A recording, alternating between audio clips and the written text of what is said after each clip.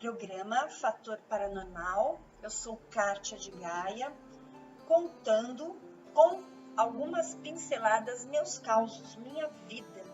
Bem, não vou contar minha vida toda, mas eu vou contar coisas que são importantes, condizentes com a paranormalidade, porque vocês são muito curiosos e eu também sou. Então eu vou satisfazer algumas curiosidades que todos têm a meu respeito da minha parceira Cris de Pascoal neste programa, mas eu também sou curiosa sobre vocês.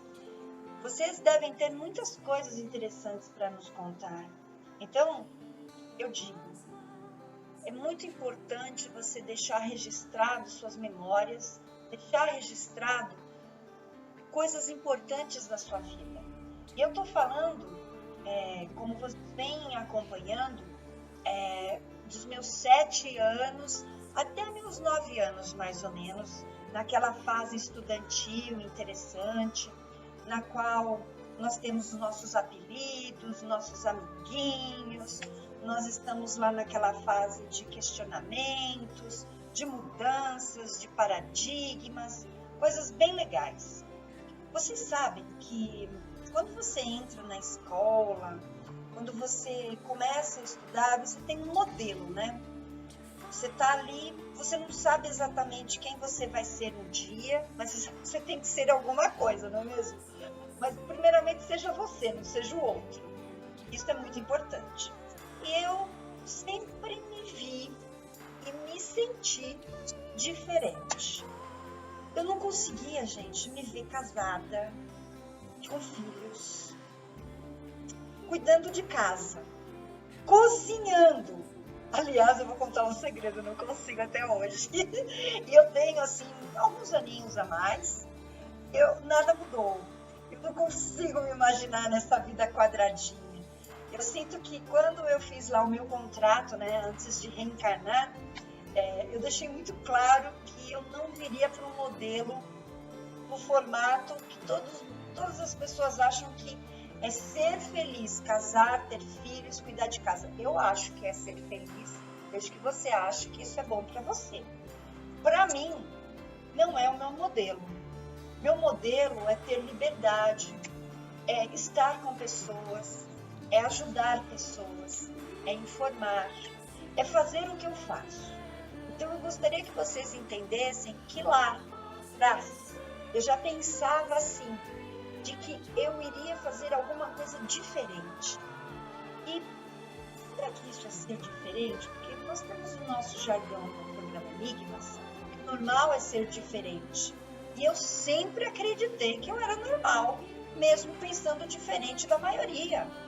Então, você conversava com as amiguinhas, aquelas amiguinhas, né, que a mãe já fala, tem que namorar logo, Gente, eu nem pensava em namorar. Eu brincava de boneca, eu brinquei de boneca até 14 anos. Você vai me perguntar, peraí, você não pegou ninguém até os 14? Não, eu não peguei. Eu me lembro quando eu dei meu primeiro beijo, eu ia fazer quase 15 anos. Vocês vão me falar assim, Kátia, você demorou.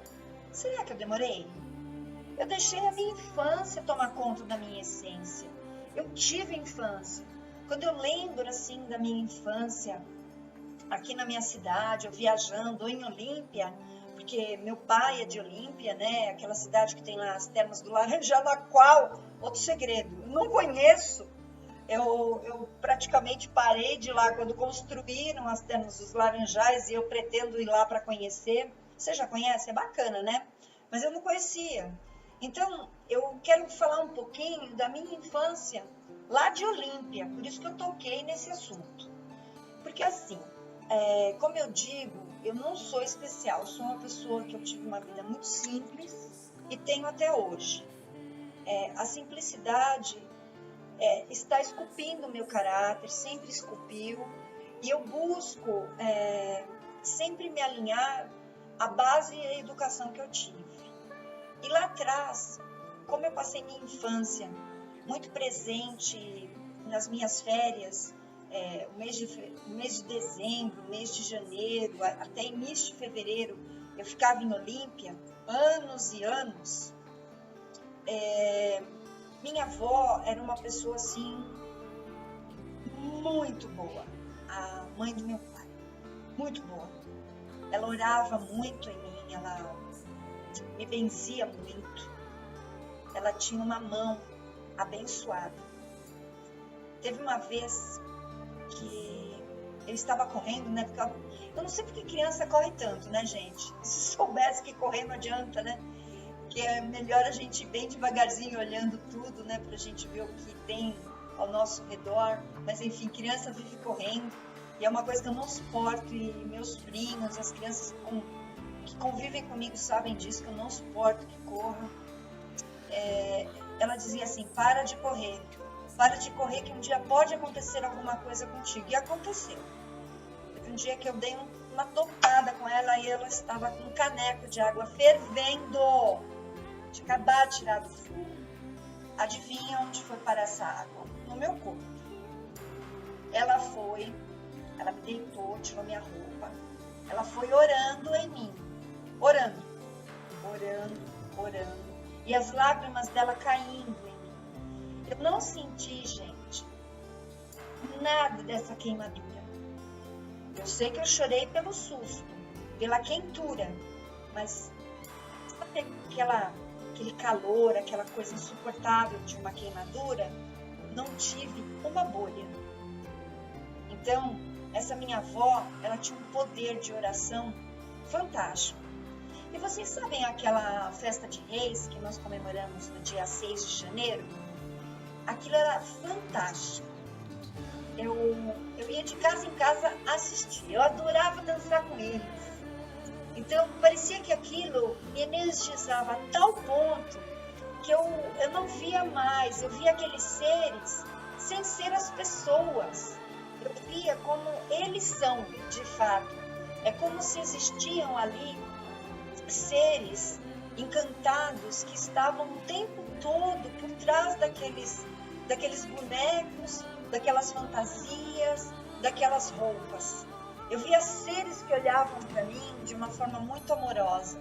Então, quando tem o Dia de Reis, eu comemoro porque eu já estive dentro desta egrégora maravilhosa, de festividade, de alegria e de prosperidade, e que eu fiz parte disso. Porque eu ia de casa em casa, fazia meu pai pegar dinheiro para dar para eles, porque se tinha que contribuir com umas moedinhas, para vir na casa da minha avó para fazer oração, porque eu falava que era uma forma de afastar as coisas ruins e deixar alegria e prosperidade para o ano inteiro. Então, todo ano eu ia buscar, né, aquelas pessoas que iam de casa em casa abençoar o lar. E era muito legal, eu gostava demais. Aí assim, em Olímpia, a gente falava que tinha uma casa lá mal assombrada. Quem não conheceu uma casa mal assombrada na infância, hein? Eu, claro que não tinha, eu tinha medo, mas não tinha.